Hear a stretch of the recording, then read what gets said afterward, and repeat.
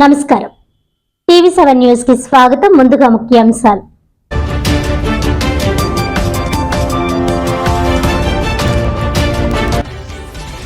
ఎన్నికల్లో ఇచ్చిన హామీల్లో భాగంగా 67.27 లక్షల మంది విద్యార్థులకు తల్లికి వందనం పథకం అమలు చేస్తున్న కూటమి ప్రభుత్వం. వాస్తవాలు తెలుసుకోకుండా లోకేష్ పై తప్పుడు ప్రచారం చేయడం మానుకోవాలన్న కాకినాడ జిల్లా టీడీపీ అధ్యక్షుడు జ్యోతుల నవీన్.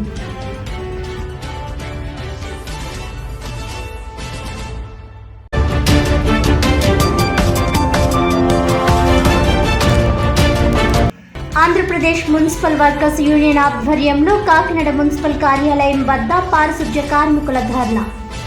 పర్మనెంట్ అయినా చేయండి, ప్రభుత్వ సంక్షేమ పథకాలైనా అమలు చేయండి అని డిమాండ్.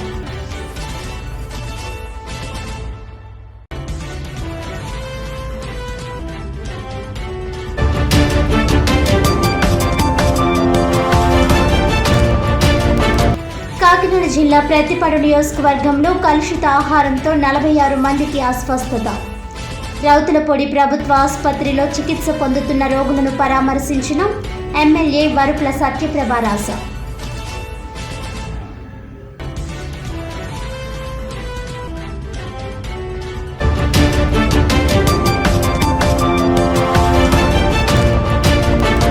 ఇక డీటెయిల్స్ చూస్తే, కాకినాడ జిల్లా ప్రతిపాడు నియోజకవర్గంలో కలుషిత ఆహారంతో అస్వస్థతకు గురై రౌతులపూడి ప్రభుత్వ ఆసుపత్రిలో చికిత్స పొందుతున్న 46 మంది రోగులను ఎమ్మెల్యే వరుపుల సత్యప్రభారాజ పరామర్శించారు.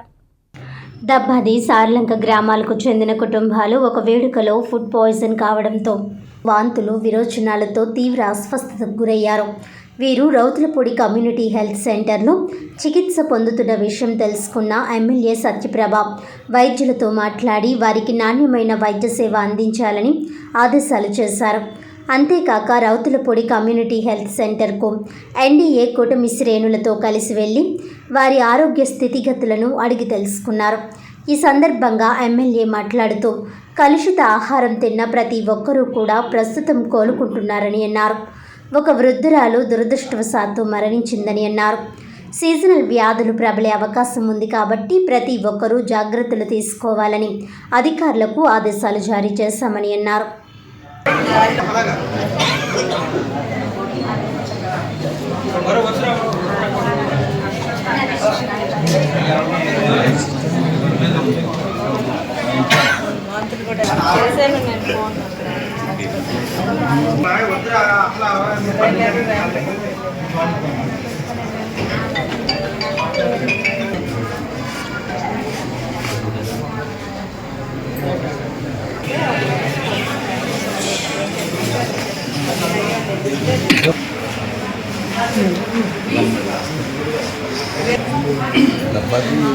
డబ్బాది సచివాలయం గుడికి వెళ్ళారండి.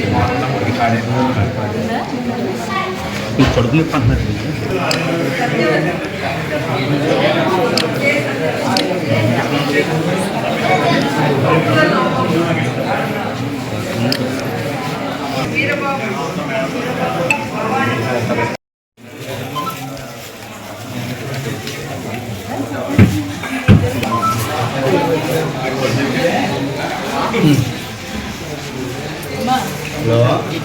ఈరోజు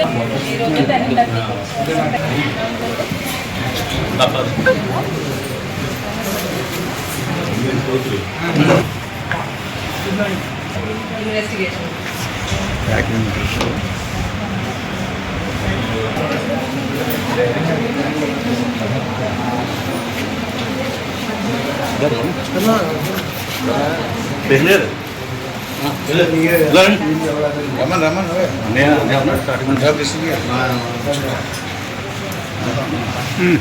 రమన్